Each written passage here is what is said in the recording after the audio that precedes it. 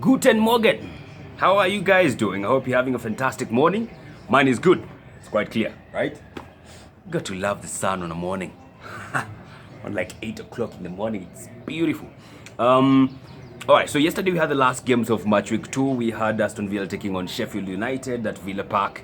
They won that game to 1-0. Martinez coming through, making his debut and saving a pen. And guys were starting to be like, okay, let me digest this one, yeah? Martinez made a save yesterday. Of course, that changed the game for Aston Villa because they went on to win 1-0. So it means maybe Kange save your pen, Aston Villa took a 1-1, right? And big up for that. I mean, I was happy for Martinez, and I even posted that on my social media platforms. You know, on here, on Instagram, and on WhatsApp. And some people are like, "Oh, move on. He's not there on loan." It's GE. Others were like, "Oh my God!" Like now, Arsenal fans, yeah.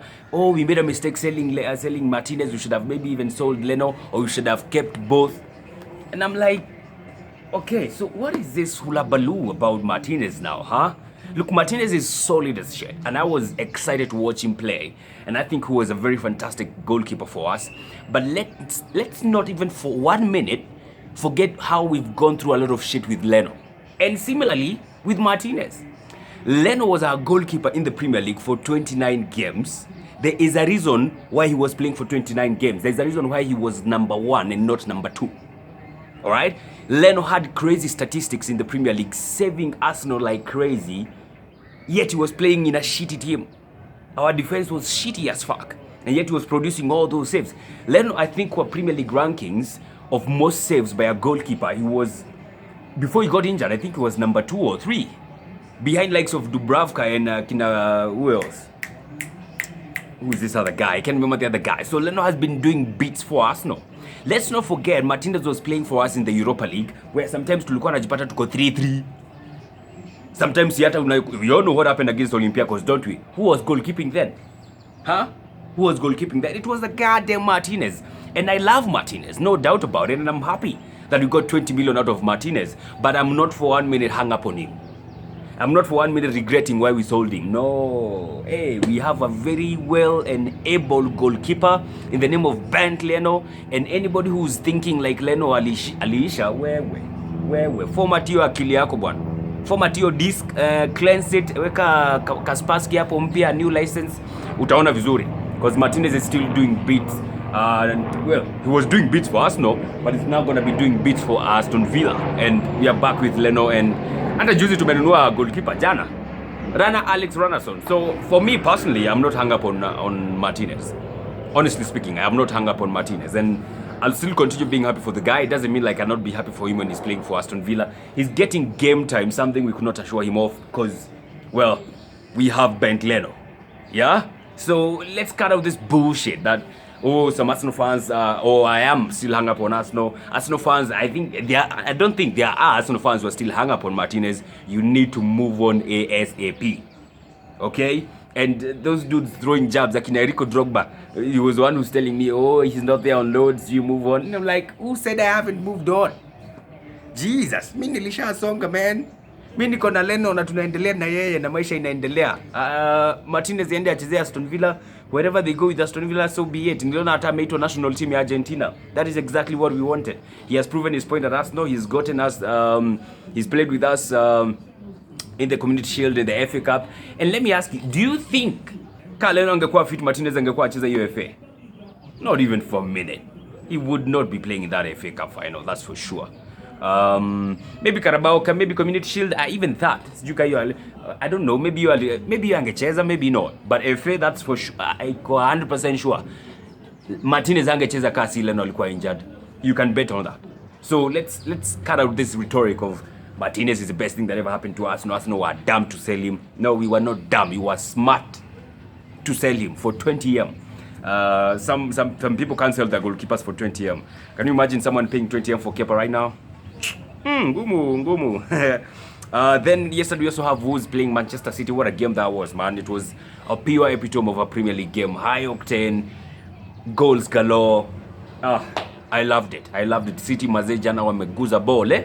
Hey, the first half they were just prolific, man. Wolves were just chasing shadows. in the first half, and in the second half, okay, they tried to make a fight back, but they could not complete it.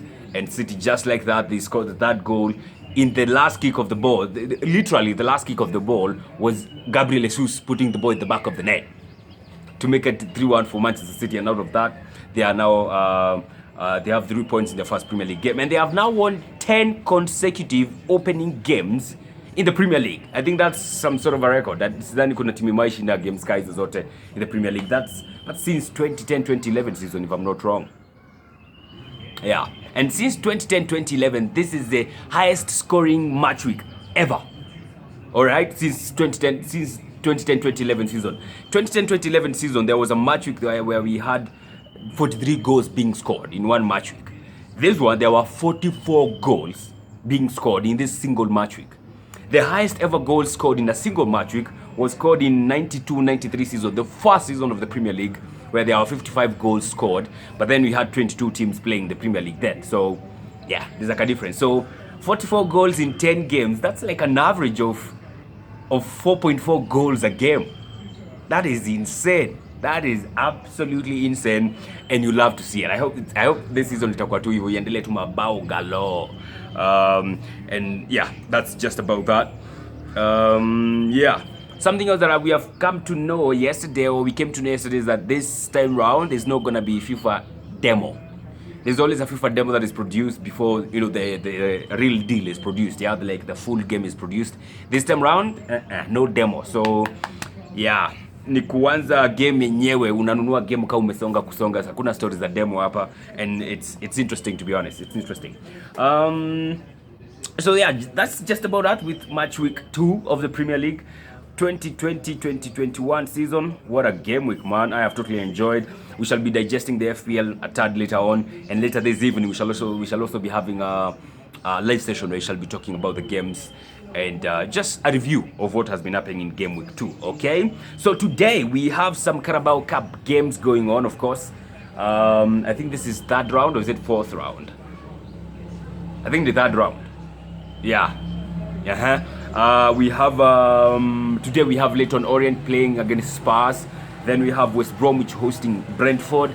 We have Luton Town hosting Manchester United, and West Ham playing Hull City. And I'm sure Manchester United are going to be thrilled for that one. Wapige tizi maze. Yeah, wapige tizi. They need to, because the last time they did an exercise before their Premier League game, they played against Aston Villa and they got an L. They got in the Premier League, played against Crystal Palace, got an L.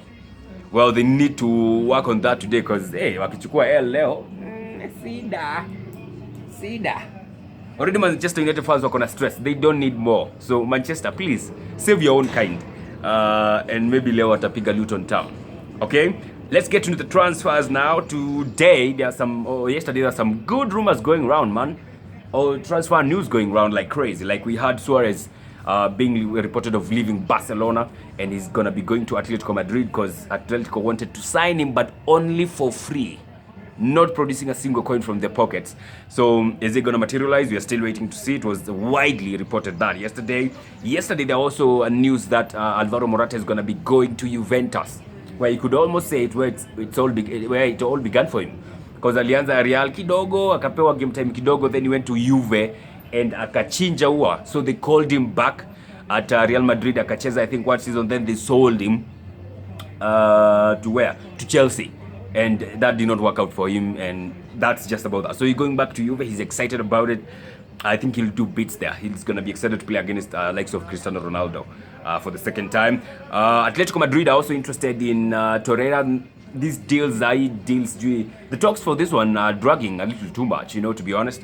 So that one, it's going to happen maybe, and maybe there's going to be a swap between him and Thomas Partey. Still, there's no concrete news on whether that's going to happen, whether they're going to be doing a swap deal with Arsenal, or they just want Torreira and pay the money, and then Arsenal come and activate the release clause of Thomas Partey. That one is going to be something going to be watching out for. There were some rumors also coming out yesterday that Arsenal are interested in Zaha. This one just can't end, can it? It's like Sancho. There was also some rumors yesterday, I think sporting director of Borussia saying that we're excited to keep Jadon Sancho, and it's like a club statement that they were able to keep him amid his interest from Manchester United. And those two deals they just can't get away from the fans, from the rumor mill, you know, like Zaha to Arsenal, Sancho to United, they just can't end. But I'll be honest, I would love to see Arsenal signing Zaha. There's no concrete links for Arsenal going for Zaha, so maybe this is just another blogger trying to get some clicks. But it'll be interesting to see if Arsenal would sign Zaha. I would love for that to happen, to be honest. I would love for that to happen. But I don't see it happening because hakuna msee wa maana ametoa hiyo news bana. Watu wametoa ni watu hata sijui ni nani. Transfer checker watu nimejua juzi. I didn't even know those guys existed until I saw that link between Zaha and Arsenal. But yeah, of course we all know Zaha is an Arsenal by blood, so if it happens, well and good. Another deal that just can't seem to happen is Kalidou Koulibaly going to Manchester City. This one is dragging like the Jadon Sancho one. Sijui kwa nini. Can Manchester City just sign Kalidou Koulibaly? Because this is like, it's going to have a domino effect. You know, because if he goes to Manchester City, then Napoli will want to replace, and that's when they're gonna go for one Socrates Papastatopoulos. And of course, Arsenal is gonna sell that. We're gonna get some chums, so that we're gonna start thinking of how we're gonna go sign Nassim Aouar and stuff.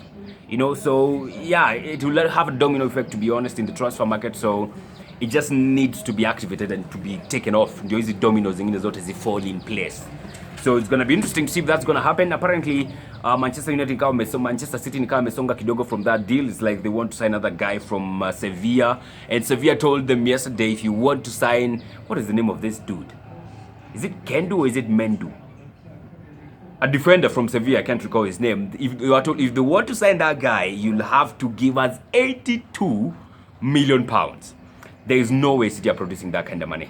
I think they will sign Kalidou Koulibaly for cheaper than that. So yeah, we'll just have to wait. And now it's today is when? Today is 22nd. Is it 22nd or 23rd?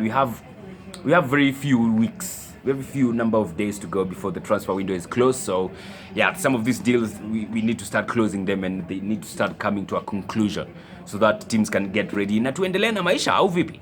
All right, so that's now for today. Have a fantastic Tuesday, and God bless and take care. I'll be seeing you later on at 7:30 p.m. During the live digest of match week 2 of the Premier League. Have a good day.